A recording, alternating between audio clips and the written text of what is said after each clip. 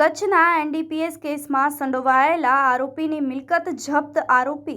પિન્ટુ વેદાનંદ ઉર્ફ બેદાનંદ યાદવની 22.31 લાખની મિલકત જપ્ત કરવાનો આદેશ કરવામાં આવ્યો છે।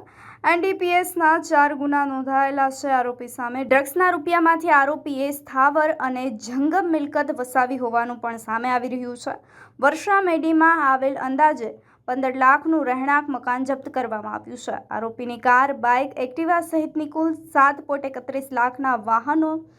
સહિતની મિલકત જપ્ત કરવામાં આવી છે। પૂર્વ કચ્છ પોલીસના માર્ગદર્શન હેઠળ એસઓજી દ્વારા વધુ તપાસ હાથ ધરવામાં આવી રહી છે।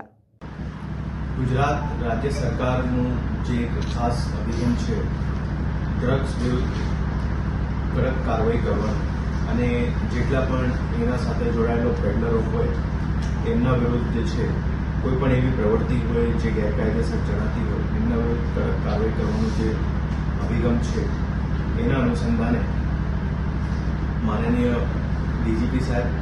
બોર્ડર રેન્જના આઈજીપી શ્રી ચિરાગ કોરડિયા સાહેબના માર્ગદર્શન હેઠળ પૂર્વ કચ્છ જિલ્લા પોલીસ દ્વારા જે ડ્રગ્સના પેડલર છે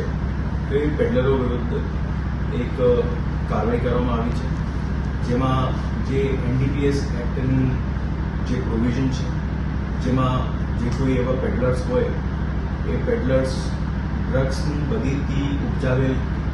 ઇન્કમથી પોતાની જંગમ અથવા સ્થાવર મિલકતો વસાવેલ હોય તો એના ઉપર પોલીસ દ્વારા કાર્યવાહી થઈ શકે એના આધારે એક વ્યક્તિ છે જેમનું નામ છે પિન્ટુ યાદવ,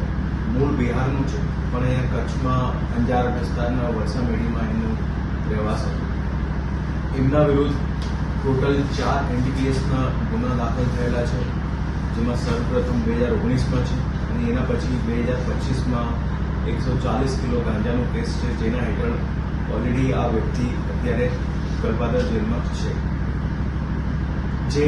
એનડીપીએસ એક્ટની પ્રોવિઝન છે એમાં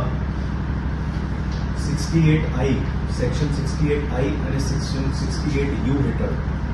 આ આરોપીની જે ડ્રગ્સના બધીથી મિલકતો વસાવેલ હોય, એમના પૈસાથી ઉપજાવેલ મિલકતો વસાવેલ હોય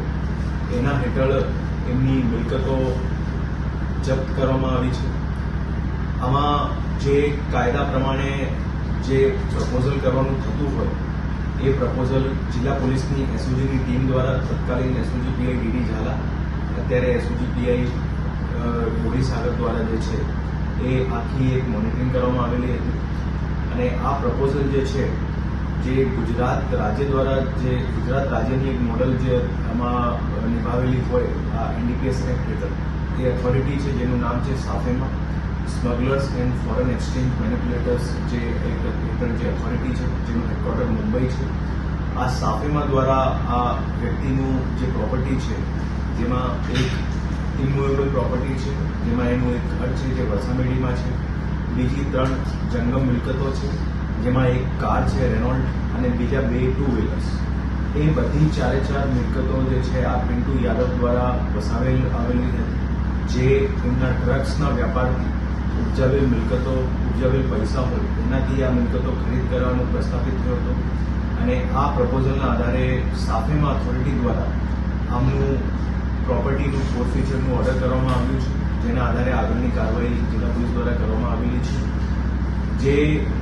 ગુજરાત સરકારનું જે ધ્યેય છે એના અનુરૂપ